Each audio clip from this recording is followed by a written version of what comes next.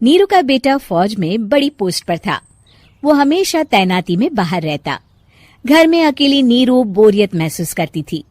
नीरू की सहेलियों ने उसे सलाह दी कि वो अपने बेटे की शादी करवा दे। बहू के आ जाने से सब ठीक हो जाएगा। बेटा अपार, तू तो फौज में रहता है, मुझे घर में अकेलापन काटने को दौड़ता है। तू एक काम कर बेटा, शादी कर ले, फिर बहू के साथ मैं घर में आराम से रहूंगी। क्या माँ, मैं जब तक मेजर नहीं बन जाता शादी नहीं करूंगा। तुम कहीं घूमने जाया करो, लेकिन शादी की बात मत करो। इतना कहकर अपार वहां से चला जाता है, लेकिन जाते वक्त उसे माँ की भी चिंता रहती है। एक दिन दरवाजे की घंटी बजती है। नीरू दरवाजा खोलती है तो सामने एक सुंदर सी लड़की साड़ी पहनकर सर पर पल्लू रखकर खड़ी होती है।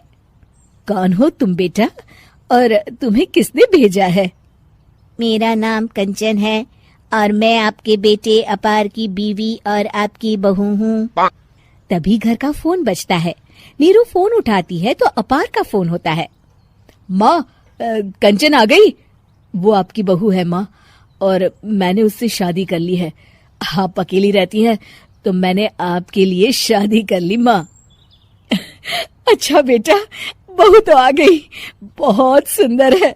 अब ना मैं आराम से घर में खुश रहूंगी। इतना कहकर नीरू जैसे ही कंचन की तरफ देखती है, वो उसके पैर छूती है। नीरू कंचन को आशीर्वाद देकर गले लगा लेती है। अगली सुबह नीरू सोकर उठती है तो अरे, सारा घर कितना चमक रहा है। इतनी सुबह घर का सारा काम किसने किया? तभी कंचन हाथ में स्वादिष्ट नाश्ता और चाय लेकर आती है और टिपॉय पर रखकर कंचन के पैर छूती है। बहू को देखकर नीरू काफी खुश हो जाती है। वो कंचन से कहती है, कंचन बेटा, आज मेरे घर में किटी पार्टी है, तुम मेरी सहेलियों के लिए कुछ अच्छा बना लेना। माँ, मुझे अच्छा बनाना नहीं आता, आप बता दीजिए, मैं बना दूंगी। अरे मैं भी तो नहीं जानती। ऐसा कर, शाम को इटालियन खाना, सी फूड और हाँ, चाइनीज खाना बना लेना, ठीक है? कंचन नीरू की बात सुनकर खुश हो जाती है। हाँ माँ, मैं तो ये सब बना सकती हूँ, आप चिंता ना करें। शाम को नीरू की सहेलियां आती हैं, जहाँ कंचन अकेले बनाए स्वादिष्ट खाना बनाकर खिलाती है। वो सारी सफाई कर सबको खुश कर देती है। कंचन अंदर किचन में जाती है कि तभी नीरू की सहेली बोल पड़ती है। अरे नीरू, तेरी बहू तो बड़ी परफेक्ट है, तेरी हर बात मानती है और सारा काम भी अकेले करती है, तुझे शिकायत का मौका भी नहीं देती। लेकिन क्या फायदा, बेचारी नीरू का जीवन तो बहू के आने के बाद भी बोरिंग का बोरिंग ही रहा। क्यों, ऐसा क्यों बोल रही है? अब तो मेरे साथ मेरी बहू भी रहती है। हाँ, रहती तो है, लेकिन मैं ऐसी लड़कियों को बहुत अच्छे से जानती हूँ। ये सारे काम इसलिए करती है कि तुझे लड़ाई करने का कोई मौका ना मिले और तू फ्रस्ट्रेट हो जाए, समझी? नीरू भोली सूरत बनाकर कहती है, नहीं, मैं नहीं समझी। अरे, घर में सास बहू की लड़ाई ना हो तो घर भी भला घर लगता है क्या? मेरे घर में ही ले ले। सुबह से बहू के साथ लड़ाई में इतनी चहल पहल रहती है कि मन हमारा भी लगा रहता है और पड़ोसियों का भी। नीरू मन में सोचती है, बात तो सही है, अगर ये मेरी शिकायत के बिना ही हर काम कर देगी तो मैं क्या करूंगी? रात को नीरू सोने के लिए कमरे में जाती है, जहाँ कंचन उसके पैर दबाने लगती है। नीरू को अच्छा तो लगता है, लेकिन वो किसी भी तरह से उससे लड़ाई करना चाहती है। बहू, दर्द पैर में नहीं सर पर है और तू मेरे पैर दबा रही है।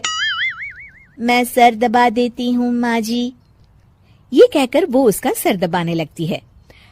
तू एक काम कर, मेरे लिए बादाम वाला दूध ले आ, जा। कंचन जाकर सास के लिए दूध ले आती है। अब नीरू उसे जो कहती कंचन झट से कर देती। बहू, जरा छत से जाले निकाल दे। जी माँ जी। कंचन 5 मिनट में ही पूरे घर के जाले साफ कर देती है। नीरू तो देखती की देखती ही रह जाती है। कमाल है, ये तो हर काम कर रही है। तरस गई मैं तो इससे लड़ाई करने को। इतना कह के नीरू चली जाती है। नीरू को एक दिन कंचन पर इतना गुस्सा आता है कि वो सोच लेती है आज तो उससे लड़कर ही रहेगी। मौका देखकर नीरू कंचन को पैर से लंगड़ी देकर गिरा देती है, जिसके बाद जो होता है नीरू को विश्वास ही नहीं होता। जमीन में 2 भागों पर गिरी कंचन के सारे पुर्जे बिखर जाते हैं। स्प्रिंग और उसके अंदर से रंग बिरंगी लाइट जलने लगती है। तभी घर की घंटी बजती है। नीरू डरकर दरवाजा खोलती है तो सामने अपार खड़ा होता है। क्या हुआ माँ, तुम इतना डर क्यों गई? कंचन ने कुछ किया क्या? कुछ कहा क्या उसने? मैं अभी बताता हूँ। तभी अपार की नजर कंचन पर पड़ती है। अरे माँ, तूने ये क्या किया? कंचन को तोड़ दिया। तुम्हारी खुशी के लिए मैंने रॉबर्ट को तुम्हारी बहू बनाकर भेजा था, जिससे तुम्हारी हर इच्छा पूरी हो और तुम खुश रहो। माँ, ये तो इंसान थी भी नहीं, इससे तो गलती हो ही नहीं सकती थी। फिर आपने इसे क्यों तोड़ा? क्या गलती थी इसकी माँ? बेटा, इसकी सबसे बड़ी गलती ये थी कि ये इंसानों की तरह सास से लड़ाई नहीं करती थी। अपार माँ की बात सुनकर हैरान रह जाता है।